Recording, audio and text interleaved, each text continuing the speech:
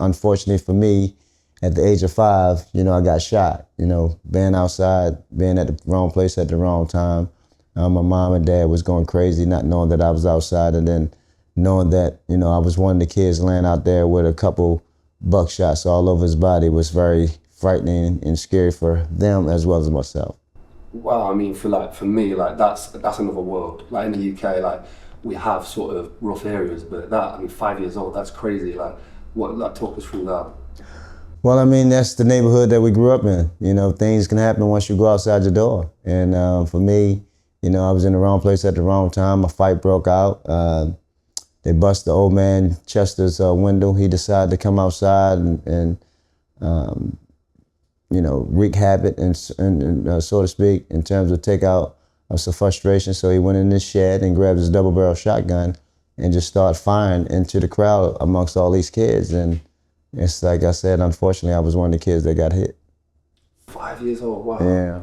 So, I mean, just to our world viewers, like, what is that area like in terms of how would you describe? So, was it the projects? It was the projects. Yeah. What are the projects? Well, the projects is low-income housing. It's more predicated to a housing authority. You have high-rise buildings and apartments stacked on top of one another, as well as low-rise apartments.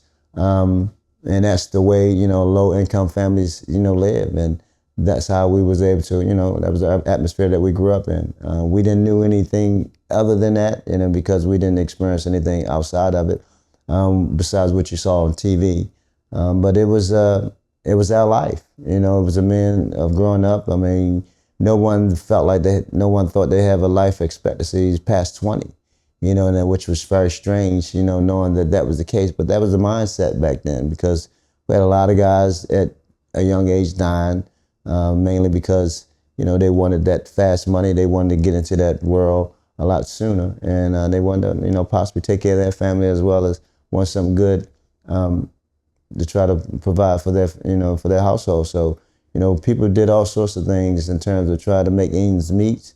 But, that was the neighborhood and the atmosphere that we grew up in. Growing up in that area, how do you separate yourself from falling into that sort of lifestyle? Well, luckily that we had a game called basketball and sports. Sports was really a mechanism that kept us really gave us a safe haven place to really feel comfortable at. Football, baseball, basketball, ran track. I was a wrestler. We had a lot of sports take place in the neighborhood. We had a lot of projects as challenges against one another. That was the competition. Lafayette against Latrobe, against Madison, against Cherry Hill. So you had different neighborhoods, competing against one another. And we had all sorts of sports. So that was a way of keeping us, off the streets, keeping our mind, active in other areas, as opposed to thinking about, hey, it's time to try to, go over there and get a few of those quick dollars. But sports was a place where it really kept a lot of kids safe. Beyond having the sports, did you have encouragement to push you into sports, or was it all just sort of you going down that path yourself? Well, that was just the things that everybody did in the neighborhood. At that time, I had no inkling or no idea that, I wanted to pursue this as a career. It was just a hobby. It was just something that I wanted to do. But unfortunately for me, being small and trying to play a sport that didn't know at the time was supposed to have been meant for a bigger, taller player, got a lot of criticism from it, a lot of backlash, a lot of name calling, which could affect with your confidence. Yeah, I mean, so it was already stacked against you. You're young, just trying to get into the sport itself. You get resistance straight away. How did you deal with that at the start? Well, at the beginning, it was challenging. It was tough, many days, many nights going home, just crying to my mom and just telling her how cruel the kids are out there and, how mean they were, but she was always just quick to say that it had no idea what basketball was about, but she was quick to say, Ty was Ty for her at the time. Ty, don't let them, take your joy. If you like playing basketball, you go out there and play. No one can be an expert on your life. They don't know how big your heart or know what your capabilities are. If you want to play, you just go out there and play. And at the time, I didn't know what that meant. I'm like, yeah, okay, Mom, but, those things didn't register at the time. I just focused more or less on the kids being so mean and cruel towards me, and because I was trying to pursue a game that they thought was meant for taller players. So that was the image that I had back in those days. So, I mean, when did you first fall in love with basketball? Like, when did you develop a love for it? Well, I think the passion became, the hobby turned into a passion. I think once I became around about 10, 11, I started learning the game. I started understanding the game. I was being taught by a gentleman by Leon Howard, who was a director at the Recreation Center. He took myself and Reggie Williams, who was blessed to go on and play in the NBA with, as well. One of the 4 guys come out of our high school was fortunate enough to play in the NBA. But he and I, as a kid, was just sponges, soaking up all sorts of information from Mr. Howard, who was the director at the Recreation Center. He took us under his wing, and he kind of introduced the game in a different light, meaning the fundamentals of the game.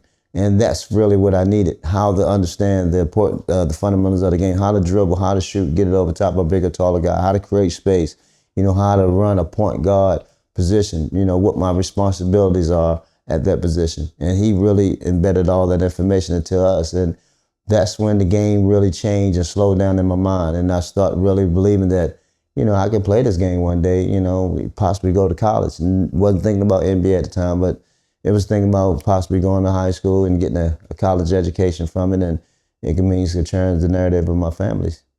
Which is still like, being a smaller player, still a reach. College basketball is still a crazy goal to have at that time. Crazy goal. I mean, not knowing it was going to be Division I, I just wanted to play basketball.